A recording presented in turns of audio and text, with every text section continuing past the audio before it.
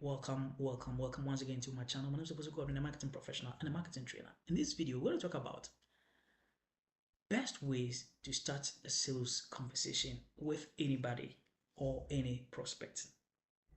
And as a matter of fact, so you can close more deals. Starting a sales conversation can be a very huge determining factor as to whether you close that particular sale or not.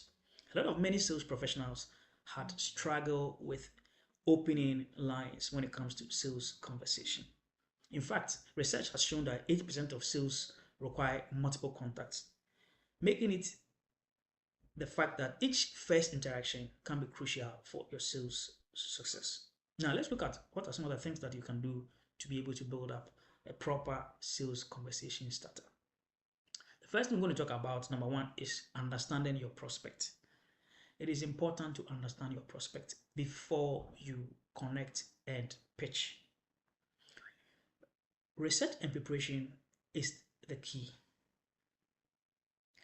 It is important to do thorough research, do what we call the pre-call research, so that you'll be able to have a relevant and impactful conversation.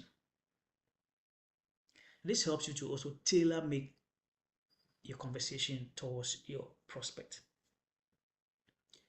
There are a lot of things you can do to uncover a lot about your prospect. For example, digital footprint research. You can research the person's digital footprint. Just go to Google, type the person's name, and you're going to see his profiles from LinkedIn, etc., and other social media channels, even on companies' websites, and even in news, even industry publications as well, and even publications from the company itself. You can simply go online and type the name of the company. For, let's say you are selling cars, type the name of the company, and then type car vehicle procurement and then PDF. You're going to find lots of information about maybe the person who basically procures cars and some other information. You can get a lot of information from the internet and from social media. It is very important to find out their roles and responsibility. What is their specific job function? So that you'll be able to tailor make your conversation. Different roles have different priorities.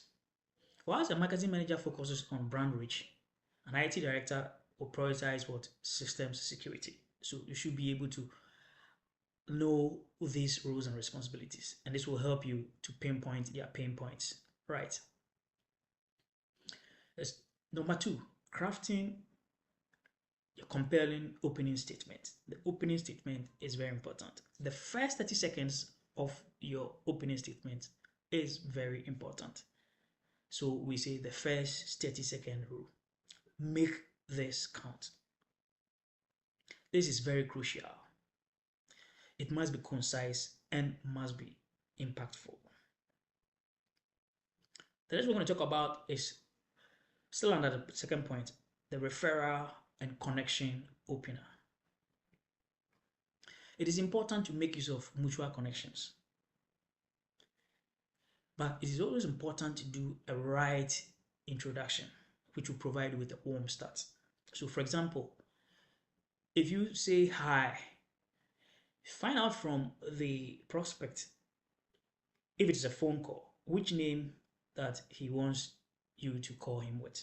So either Mr. Frank Benson or Frank Benson.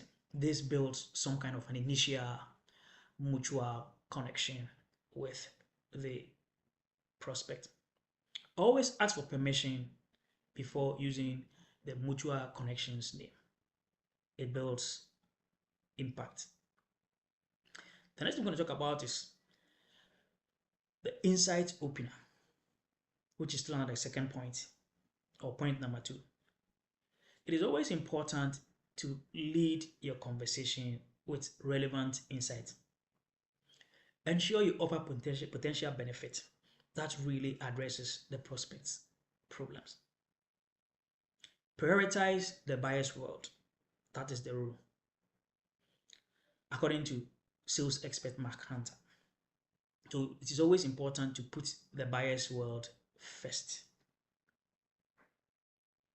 So for example, you can say that I was reviewing your company's recent announcement about software security or about automobile safety, etc. Let's say an example of a company that sells cars. So your company is selling cars.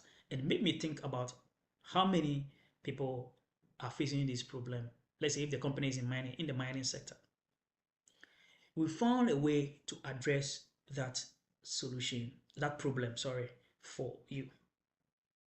It's also what we call the question-based opener, which involves asking a thought-provoking question. This will, as a matter of fact, invite the prospect to consider a problem or opportunity. Studies have shown that open-ended questions significantly increase conversation length. So ensure that you ask questions that let the buyer or the prospect flow, not a yes and no. Right. For example, given current market shifts, how is your team approaching the problem of driver safety and automobile safety when it comes to your sector? This is a very good question-based opener that can really open up the prospect to talk more. The third point I'm going to talk about is one interesting part of sales that I always tell my clients: master the art of active listening. It is important to go beyond just hearing, but understanding the prospect. Make sure you put up active listening so that you'll be able to build trust. This moves the conversation forward. Right. It's also important, while the prospect speaks, you take note of whatever the prospect is saying. So paraphrasing and summarizing. This shows that you are processing their input. Right. So try to summarize aspect of the prospect's answers. So for example, you can say that, so if I'm understanding correctly, your main concern is A, B, C, D, or whatever. In the example of our car, you can say that also, I'm understanding correctly, your main concern has to do with driver safety, right? This, as a matter of fact, let the prospect get to know that you are paying attention to what he is telling you. Also ask clarifying questions, but don't ask ambiguous questions. Dig deep to obtain a picture of the prospect situation. Never assume understanding. If the prospect comes out with a pain point or a bottleneck, you can ask him to elaborate on where the problem or the bottleneck is. You can, as a matter of fact, or you should also look at acknowledging and validating. Always show empathy. Put yourself in their shoe. Acknowledge their viewpoint. Even if what they are saying is something that you don't agree, try as much as possible to have empathy and acknowledge their viewpoint. This also builds trust and rapport. So for example, you can say, oh, that makes sense. Oh, I can see why that would be a priority for you. Right. You can use such a statement. The next I'm going to talk about is transitioning from opening to discovery. Transition from opening to discovery. Guiding the conversation is important, and you must guide the conversation naturally. This is very important for deeper engagement. Identify the purpose of the call. Clearly state why you are reaching out. Outline what you hope to achieve during the conversation. So, for example, Mr. Frank or Mr. Franklin, my goal today is to learn about or learn a bit more about your current process or your current problem to see if there might be a way that our business can help or our product can help you. So it is important to identify the purpose of the call. Ask open-ended questions. So ask open-ended discovery questions. So not the yes and no type of answers. These questions will help you uncover and unveil the challenges, the goals, and the needs of the prospect. Don't make it sound like it's an interrogation. Don't make it sound like an interrogation.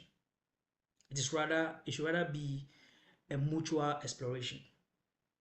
According to Jill Conrath, she says this is a mutual exploration. So focus on question starters like or words like what, how, and why questions that is related to their business objectives. So for example, what are your team's top 3 priorities when it comes to accident prevention? In the example of our car, as an example. The next thing we're going to talk about, still under this point, is buying signals. It is important to look at verbal and non-verbal cues. These signals indicate interest and readiness to proceed. In a recent research and survey, it was realized that buyers often make a decision within 2 meetings if the value is clearly presented. So always also look for questions about implementation or pricing. The next thing we're going to talk about is handling objections. That's the point number 5. This is a roadblock. It's about turning roadblocks into opportunities. Always anticipate that there are going to be objections and don't let that dawn on you. Always anticipate that there are going to be objections. Provide strategies to address them effectively from the start. Objection is part of the sales process. You cannot never live or do sales without objections. Common opening objections. For example, we are not interested. We are too busy. Or we have an account with another business or another vendor. This is a pushback.